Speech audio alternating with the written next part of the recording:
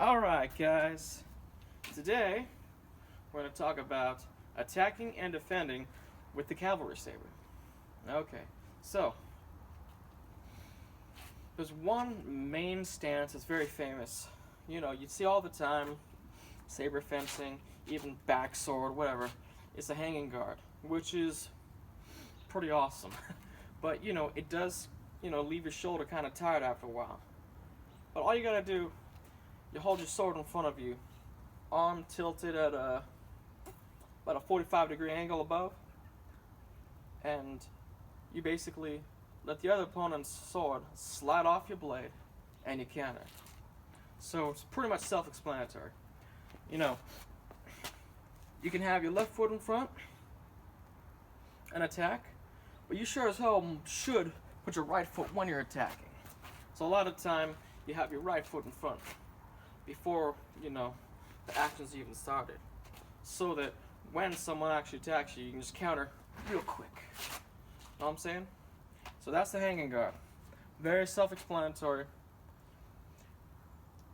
It's best to hold the sword in front of you towards your enemy, but in some situations, you can have it hanging kind of above your head horizontally, and this also allows you to do a snap cut, which I'll just talk about in a second. Alright, so second one is another variation of the hanging guard.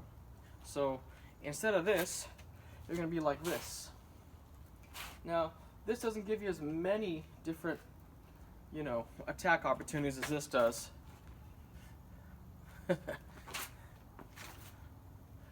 But this does allow you to counter effectively when you're faced with an attack like this that comes from the opponent's left to right. So when the attack's coming this way, this allows me to just step in or sidestep, whatever you want to call it,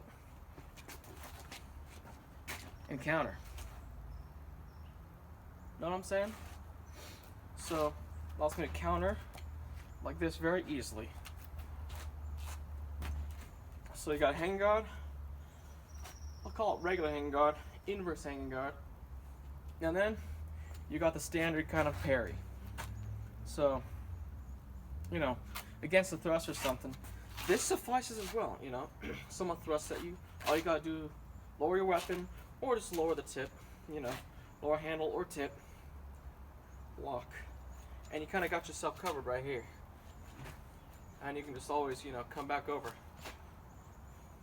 So, when you counter though, make sure you always get yourself in a defensive position so that you are, completely able to move away from any counterattack. Sidestep if you need to, etc. Especially with this. Come back to a hanging guard.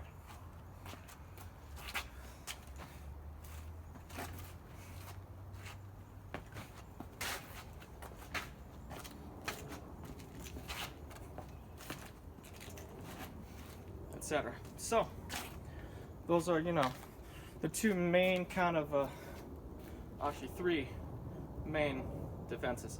I forgot to talk about the parrying. So, when you parry, there's so many different things to do with this. Just straightforward, natural, pretty much, primal kind of defensive guard, okay?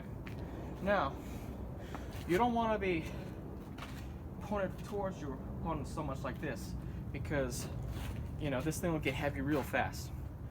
You want to have it pointed slightly upwards, and depending on the curvature of your blade, if it's curved like this one, you can afford to have the hilt pointed at this much of an angle, because the curvature of the blade causes the center balance to be closer over here as opposed to far away over here. So yeah. Now what you can do with this, someone comes at you with a thrust, move it away, come with your own thrust. And this guard allows you to interchange between the hanging guards really quickly. Now, not only can you, come in with different jabs, stabs, etc. You can even come in with cuts, okay?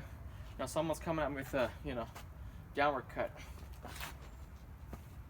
Someone comes out with another, another downward cut. This time coming from their right, no, their left, my right, So there's many different things you can do with just a regular upward guard, vertical guard. Alright, so another thing you can do with this guard is pretty much do a snap cut. Now this is a very, very useful cut. Looks like a stab, but because of the curvature of this blade, you will not stab that easily this way, because 1, it's curved, 2, it's curved, 3, it's curved.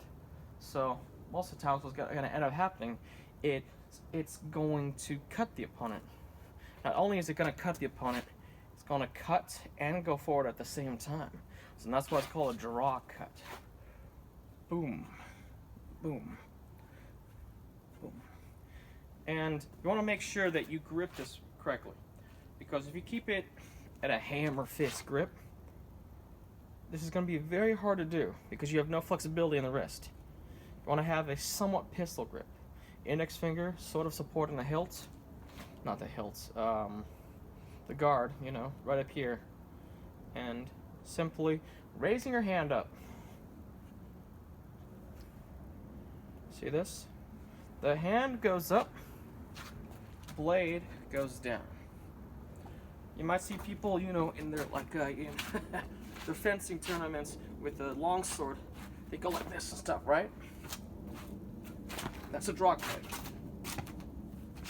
Now, what's going on there is the exact same thing, except you don't really notice the hand going up that much because the hand already starts from such a low angle. So you're pushing the blade forward, and when you cut, what's going on? Your hand's going up. That's the exact same thing with a saber or any one-handed sword. Save yourself a lot of muscle fatigue if you simply move the hand up. And it's pretty much just primarily a jab anyway. A jab that will cut your opponent. It's kind of like when you're boxing,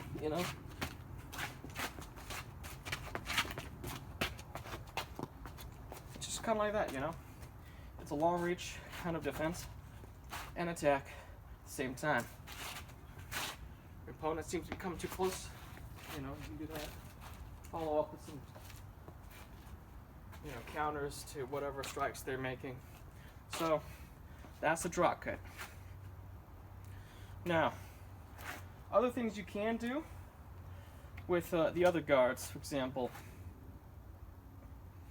is with this one, like I said earlier, instead of simply having it hang like this, you can have it come up like this.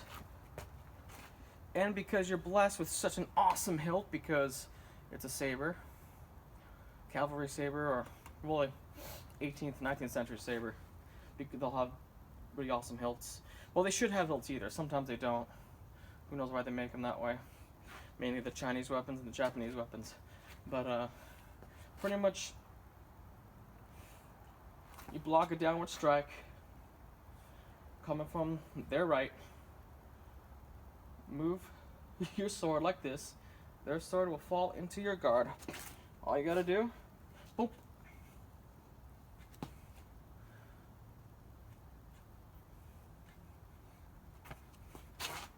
Know what I'm saying? So that's one more thing you can do with that. Another thing you can do with that hanging guard is, well,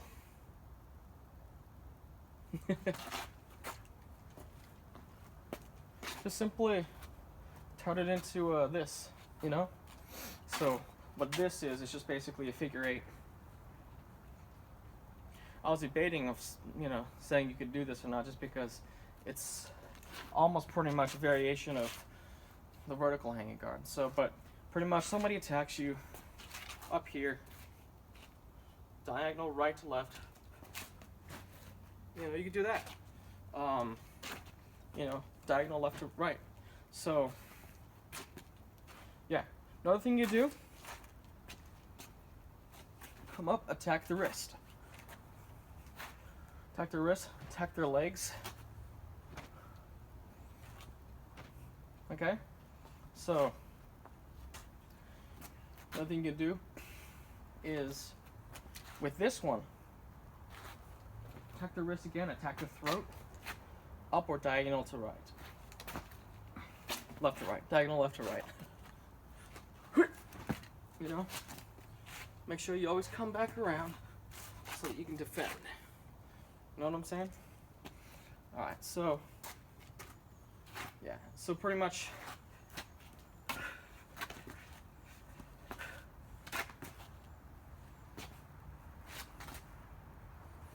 yeah, you can pretty much, with these guards, this one, you have pretty much this whole upper area covered. Even the lower if you need to. This one, you got pretty much your right portion covered, and you sort of have your left portion covered if you move your whole body to, intercept the attack. But pretty much those are a very quick and impromptu run through of just attacking and defending with a saber. So, in overview, hanging guard, inverse hanging guard, vertical guard,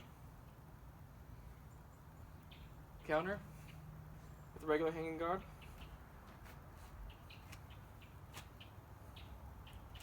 counter with the inverse hanging guard,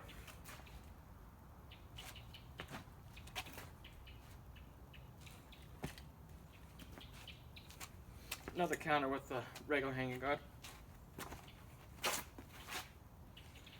and yeah, counter with the vertical guard.